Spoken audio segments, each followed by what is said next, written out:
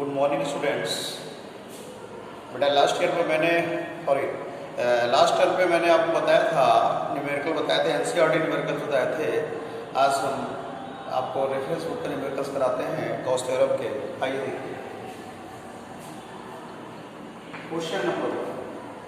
आपके पास बेटा एक क्यूब है और क्यूब के सेंटर पर 17.7 माइक्रो कूलम का चार्ज प्लेस्ड है और उसके ईस्ट फेस से पास होने वाला इलेक्ट्रिक फ्लक्स आपको फाइंड आउट करना है। यानी एक घन है जिसके केंद्र पर 17.7 पिको कूलम का आवेश स्थित है। घन के प्रत्येक पृष्ठ से गुजरने वाला वैद्युत फ्लक्स बताना है। तो क्या करेंगे, Q = 17.7 पिको कूलम यानी 17.7 × 10⁻⁻12 कूलम। ये बेटा क्यूब है।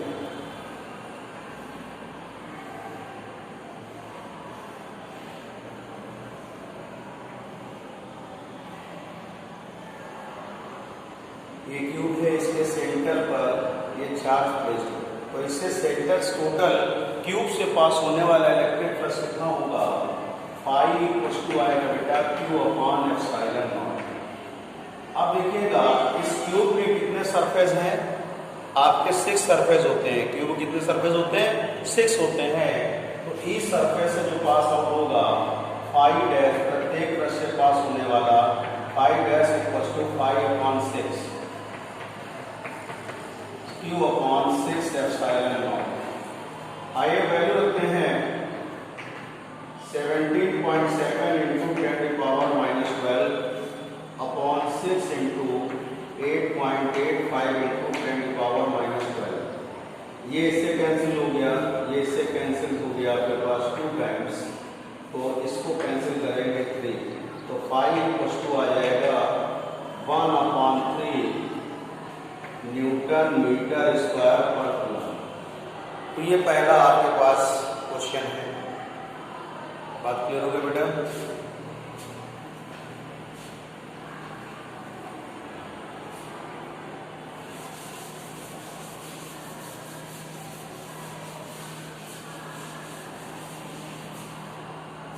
सेकेंड क्वेश्चन है बेटा आपके पास, इंटेंसिटी ऑफ इलेक्ट्रिक फील्ड दिया हुआ है 5I + 10J Newton per coulomb और एरिया वेक्टर दिया हुआ है, इसमें प्लेस्ड है। ये एरिया वेक्टर दिया है आपके पास 0.2J मीटर स्क्वायर।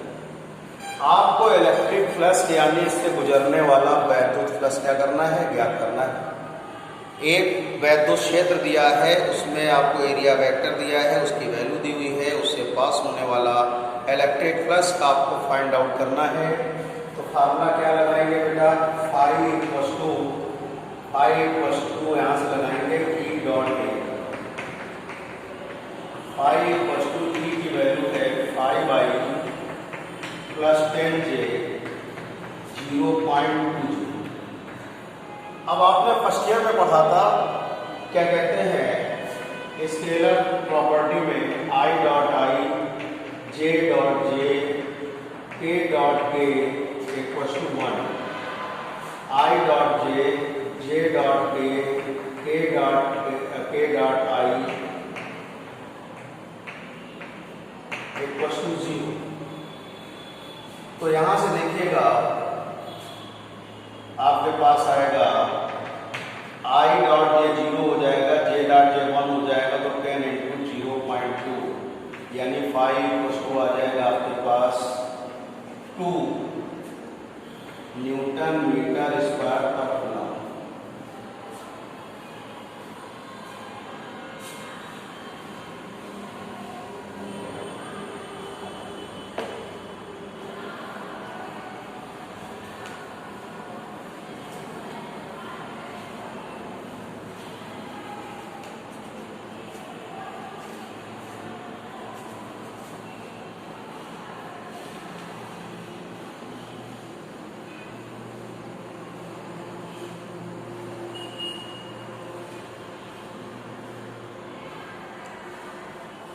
अब देखिएगा एक पॉइंट चार्ज, नेक्स्ट क्वेश्चन है बेटा, a point charge produced A point charge produced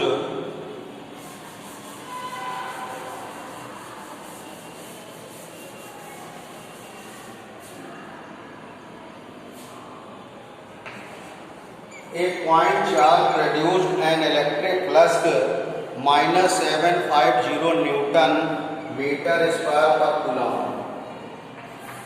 यानी कि एक बिंदु आवेश minus 750 newton metre square per coulomb का वैद्युत फ्लक्स उत्पन्न करता है through a spherical Gaussian surface. यानी कि स्फेरिकल गॉसियन सरफेस है जिसके थ्रू ये फाइंड करता है। इसकी रेडियस दी हुई है r = 10 सेंटीमीटर।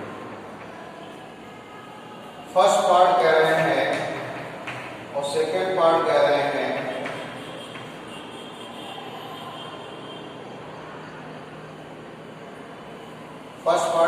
बेटा कि अगर इसकी रेडियस को डबल कर दें।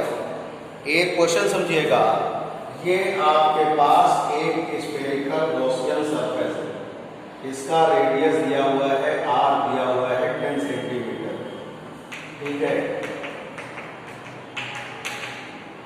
और इसके बाद कह रहे हैं इससे गॉसियन सरफेस से इतना इलेक्ट्रिक फ्लक्स पास आउट होता है। इलेक्ट्रिक फ्लक्स क्या होता है? इतना पास आउट होता है। और आपसे ये बोला है कि अगर इसकी रेडियस को हम डबल कर दें तो इलेक्ट्रिक फ्लक्स की वैल्यू क्या होगी? जैसा कि फार्मूला होता है इलेक्ट्रिक फ्लक्स फाइंड आउट करने का I = Q/ε। बेटा इसमें इलेक्ट्रिक फ्लक्स केवल चार्ज की वैल्यू पर डिपेंड करता है और रेडियस पर, लेंथ पर, विड्थ पर किसी पर डिपेंड नहीं करता है। यानी कि वैद्युत फ्लक्स जो होता है वो केवल आवेश पर निर्भर करता है, लंबाई, चौड़ाई, ऊंचाई, गहराई या त्रिज्या पर निर्भर नहीं करता है, तो कोई भी इफेक्ट नहीं पड़ेगा। तो वैद्युत फ्लक्स की वैल्यू जो थी वही रहेगी 750 newton metre square per coulomb. Second case है, आपको इस पर चार्ज की वैल्यू फाइंड करनी है, यानी आवेश का मान Q ज्ञात करना है। तो फाई = होता है Q/ε0। Q = आएगा फाई × ε0। तो फाई की वैल्यू -7.5 × 8.85 × 10⁻⁻12। तो सॉल्व करेंगे -6.64 × 10⁻⁻9 कूलम, ये चार्ज आ जाएगा। यही क्वेश्चन था आपका। एक स्फीयर है, स्फेरिकल गॉसियन सरफेस है, इससे इतना वैद्युत फ्लक्स फाइंड होता है, यानी इतना वैद्युत फ्लक्स निकलता है। उसके बाद क्या करना है, अगर इसके रेडियस को हम दोगुना कर दें यानी 2 टाइम्स कर दें तो उस पर क्या इफेक्ट पड़ेगा। देखिए रेडियस पर वैद्युत फ्लक्स डिपेंड नहीं करता है, इसलिए उसके फ्लक्स पर कोई भी प्रभाव नहीं पड़ेगा। Electric flux does not depends upon the radius of the spherical surface and no effect on the passing electric flux. That is भी जैसा है वैसे रहेगा। और सेकेंड केस में इससे पास आउट होने वाला चार्ज चाहिए तो फार्मूला लगाएंगे फाई = Q/ε0। तो Q = फाई Q/ε0। देखिए चार्ज भी स्केलर क्वांटिटी है, फाई भी स्केलर क्वांटिटी है, तो यहाँ पर फाई की वैल्यू विद साइन रखेंगे। इस बात का ध्यान रखिए। पिछले भी लेसन में मैंने बताया था अगर कोई वेक्टर क्वांटिटी है तो केवल चार्ज की न्यूमेरिकल वैल्यू ली जाती है और स्केलर क्वांटिटी है चार्ज की वैल्यू विद साइन ली जाती है। इस बात का ध्यान रखना है।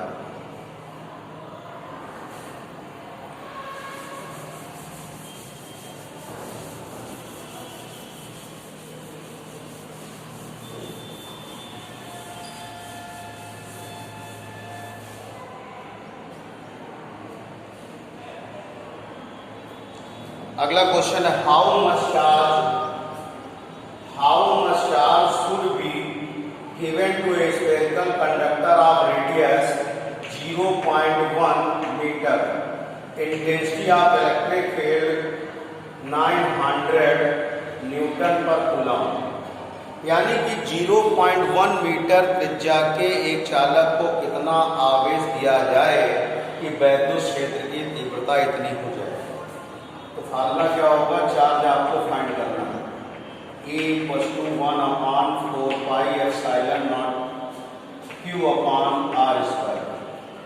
E की वैल्यू 900 इक्वल्स टू 9 इंटू 10 की power 9 into Q upon R square यानी 0.1 स्क्वायर। तो आएगा 900 इंटू हो जाएगा 10 की पावर -2 इक्वल्स टू 9 इंटू 10 की पावर 9 इंटू Q। अब देखिएगा ये हो जाएगा 900 अपॉन 100, 9 इंटू 10 की पावर 9 इंटू Q। ये इससे कैंसिल, ये इससे कैंसिल, ये आएगा Q इक्वल्स टू 1 अपॉन 10 की पावर 9, तो Q इक्वल्स टू 10 की पावर -9 कूलम। क्वेश्चन ये था, क्वेश्चन क्या था बेटा कि 0.1 मीटर त्रिज्या के एक गोलीय चालक के कारण वैद्युत क्षेत्र की तीव्रता इतनी उत्पन्न होती है तो कितना आवेश चाहिए। How much charge required to the intensity of electric field 900 newton per coulomb of radius 0.1 metre.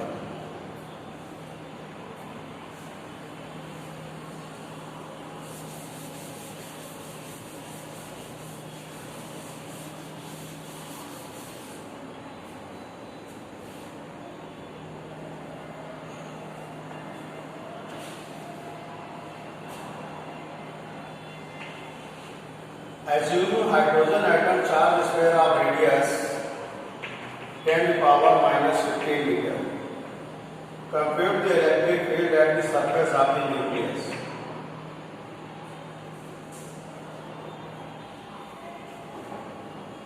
आपको इंटेंसिटी हाइड्रोजन एटम है तो चार्ज होगा 1.6 into 10 to the power -19 coulomb. E equal to formula होता है 1/4 pi epsilon naught Q upon R square. बेटा hydrogen atom को के कारण आपको वैद्युत क्षेत्र की तीव्रता ज्ञात करनी है।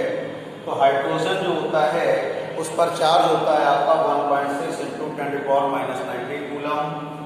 रेडियस दिया हुआ है आपको तो E इक्वल टू आएगा 9 into 10 to the power 9, 1.6 into 10 to the power -19 upon 10 की पावर -15 का स्क्वायर। साफ करिएगा तो आएगा 1.44 इंटू 10 की पावर आपके पास आ जाएगा 20 न्यूटन पर कूलम। तो ये क्वेश्चन था बेटा आपका।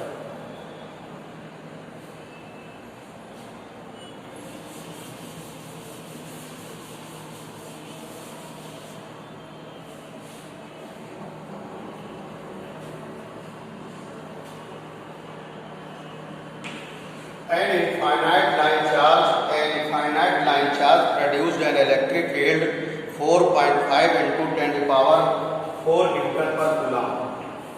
इलेक्ट्रिक फील्ड है लाइन चार्ज से 4.5 into 10 to the power 4 Newton per coulomb. Distance दिया हुआ है आपको 4 मीटर। आपको लीनियर चार्ज डेंसिटी क्या करनी है, फाइंड करनी है।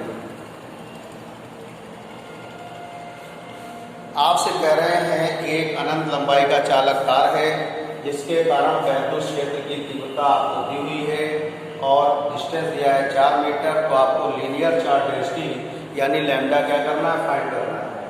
तो E इक्वल टू फार्मूला होता है 1/4 pi epsilon naught 2 lambda upon होता है स्मॉल r। तो यहाँ E की value 4.5 into 10 to the power 4, 9 into 10 to the power 9, 2 into lambda upon R की वैल्यू 4 है। तो यहाँ से इसको कैंसिल करेंगे 2 आएगा, इसको कैंसिल करेंगे 4.5 होगा, 4.5 से 4.5 कैंसिल, तो लैम्डा इक्वल टू आएगा 10 to the power 4 upon 10 to the power 9। तो लैम्डा इक्वल टू कितना आ जाएगा, और ये आएगा 1/2 आएगा, 2 into 10 to the power 4 into 10 to the power -9। ठीक है, ये हो जाएगा आपके पास लैम्डा इक्वल टू आ जाएगा आपके पास 2 इंटू 10⁻⁻5, 2 इंटू 10 क्या होगा -5।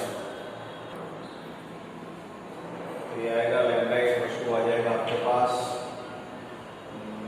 0.2 इंटू 10 यह आ जाएगा आपके पास 20 इंटू 10⁻⁻6 यानी कि lambda equal to over 20 micro coulomb per metre. ये आंसर हो जाएगा।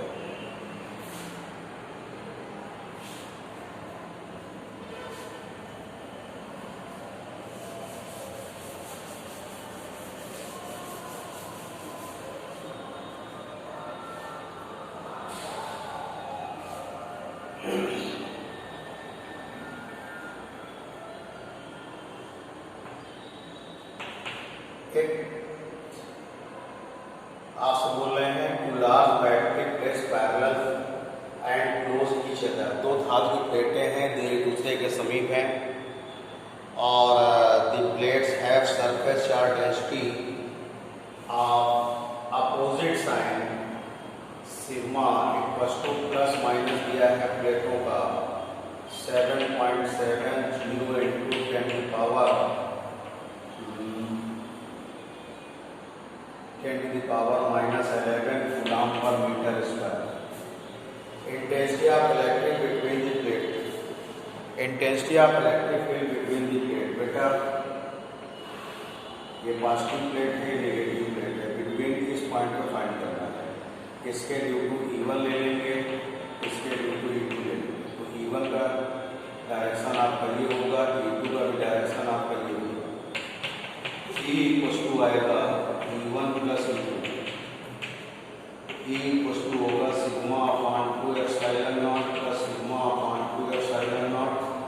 E इक्वल टू आएगा 2 sigma upon 2 epsilon naught, 2 cancel, E equal to sigma upon epsilon naught. अब वैल्यू क्या कर देंगे 1.70 इंटू 10⁻⁻11 अपॉन 8.85 इंटू 10⁻⁻12। अब इसको सॉल्व करेंगे तो आपके पास आएगा 2 कूलम इनवर्स।